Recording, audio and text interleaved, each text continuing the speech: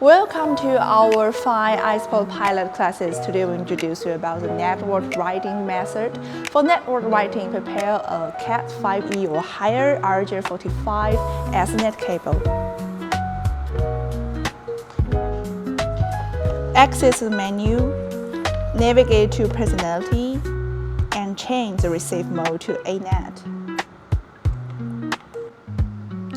Ensure the universal setting matching between fixtures and console.